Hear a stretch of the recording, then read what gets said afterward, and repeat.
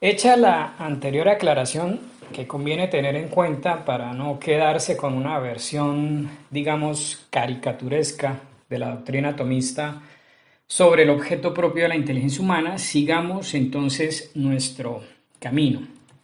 Habíamos quedado en que la primera distinción inteligente que podemos establecer en las cosas que se nos presentan ante nuestros sentidos es la distinción entre la substancia y los accidentes. Decíamos que la gran diferencia entre la substancia y el accidente es que el accidente no existe en sí, sino que requiere siempre de un sujeto para poder darse en la realidad. El color negro del perro o sus 10 kilos de peso no van por ahí caminando solos, sino que son características del perro que viene a ser como su sujeto o su soporte. ¿Qué nombre técnico se le da a eso?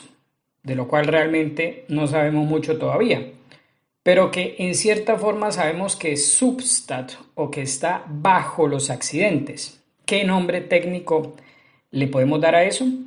Pues a eso que es substat se le ha dado el nombre precisamente de substancia y tiene dos características principales.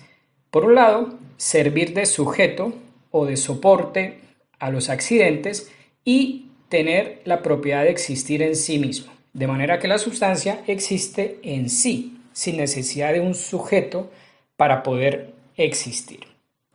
Ahí habíamos quedado en el video pasado y dijimos que esa era la primera respuesta verdaderamente esencial que podíamos dar a la pregunta quid est. Y aunque todavía no es mucho, pues ya es algo. Ahora, ¿cómo sabemos que al decir que algo es substancia, estamos diciendo de ese algo un aspecto esencial? Pues sencillo. ¿Recuerdan ustedes la distinción entre lo que es esencial y lo que es accidental? Dijimos que lo accidental es todo aquello que, aunque esté presente en la cosa, como el color, bien pudiera ser de otra forma y eso no afectaría a la cosa como tal. En cambio, lo esencial es todo aquello que, estando presente en la cosa, la constituye. Y la constituye de tal manera que si le faltara, la cosa sencillamente dejaría de ser lo que es. Por ejemplo, la vida en un ser vivo, que es algo esencial. Si un perro muere, lo que queda no es ya un perro, sino un cadáver en descomposición, pero ya no es un perro realmente. Lo mismo pasa cuando decimos que X cosa es una sustancia. Ser substancia es algo que le pertenece de tal manera que si no estuviera ese aspecto, el ser substancia, pues esa cosa dejaría de ser lo que es y pasaría a ser otra cosa distinta. Supongamos, en un ejercicio meramente mental, que al perro de nuestros ejemplos le quitamos el ser substancia y le dejamos los accidentes. ¿Qué nos quedaría? Pues quedaría una cosa más o menos impensable, un color más un peso, más una masa, más una altura, más un olor, más unos sonidos, etcétera, pero como en el aire, como existiendo milagrosamente en el vacío, y eso es imposible. Imaginen ustedes un color que no es color de nada, un peso que es peso de nada, una masa que es masa de nada, una altura que es altura de nada, un olor de nada, un sonido de nada, etcétera, etcétera. Algo realmente impensable. Como ya les he dicho varias veces, nunca vemos un color o un número por ahí caminando. Pero ahora debemos dar un paso más allá. Ya sabemos, ya sabemos que al tratar de conocer las cosas debemos fijarnos en lo esencial y distinguimos entonces lo substancial de lo accidental, la sustancia de los accidentes. Pero ocurre aquí algo bien interesante.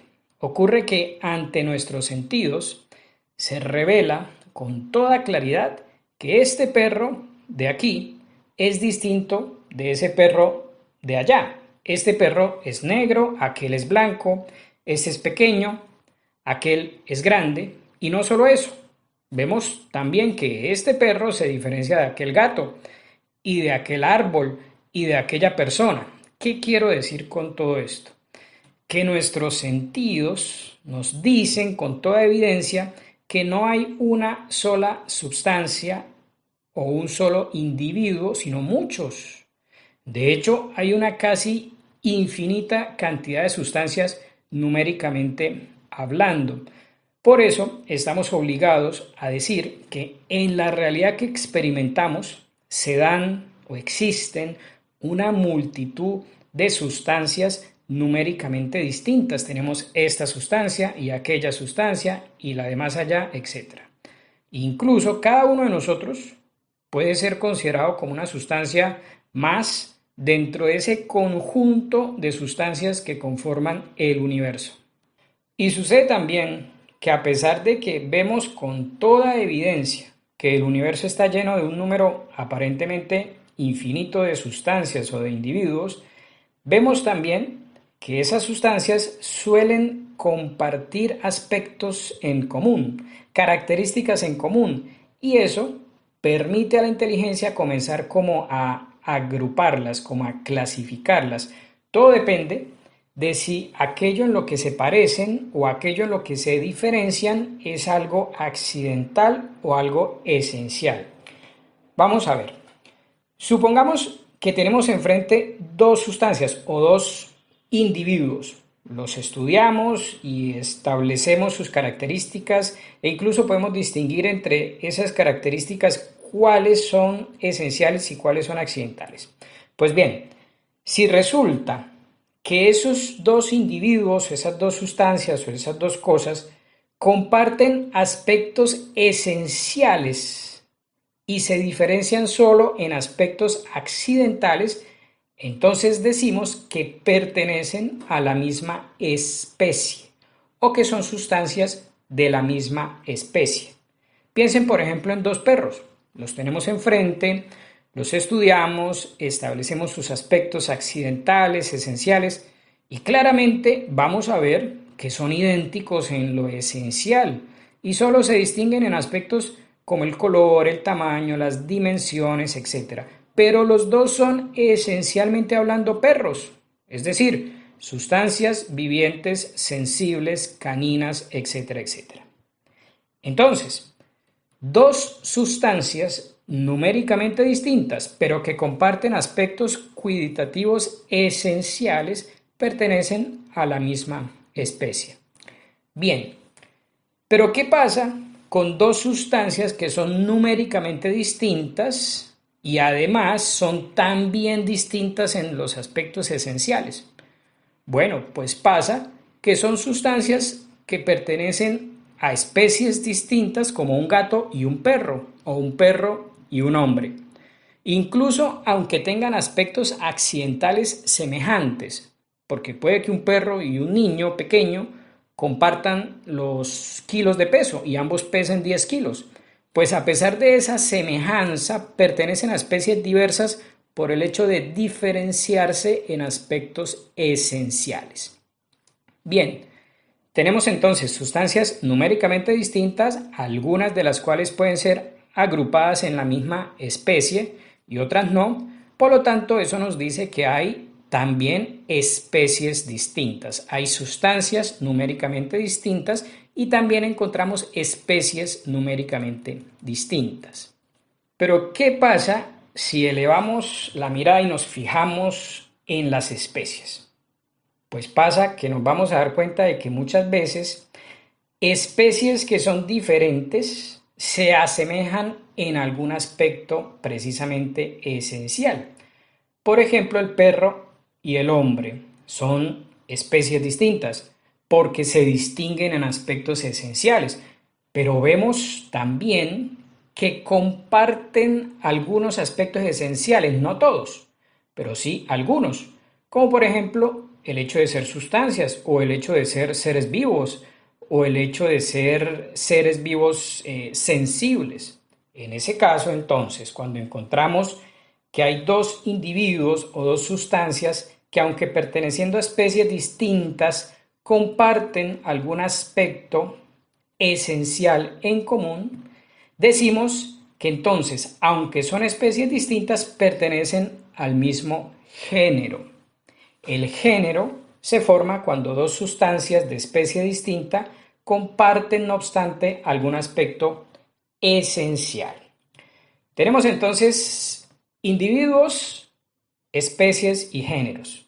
Es tarea de la inteligencia ir escudriñando las propiedades de las cosas, ir distinguiendo aspectos esenciales de aspectos accidentales, para poder ir como ubicando cada cosa en la especie que le corresponde según su ser y poder asimismo ir agrupando las especies en géneros según las semejanzas o las divergencias en aspectos fundamentales. Cuando la inteligencia busca conocer algo, debe establecer su cuididad, su esencia por medio de la determinación de su género y de su especie. Esa es su tarea que logra realizar obviamente con la ayuda de los sentidos, de la experiencia sensible, que es la encargada de revelarle todos los accidentes que caracterizan a esa cosa. Y por medio de esos accidentes le ofrece entonces el material necesario para que la inteligencia vaya aproximándose lo mejor posible al conocimiento cuiditativo esencial de lo real. Conocer una cosa no puede limitarse únicamente a la enumeración de sus aspectos accidentales.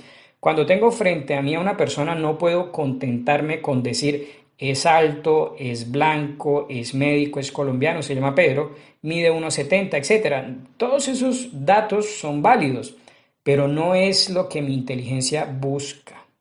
En cambio, cuando puedo decir que eso que tengo enfrente es un animal racional, es decir, una sustancia viviente, sensible, racional, y se llama Pedro, ahí recién puedo decir con toda firmeza que conozco propiamente a ese ser.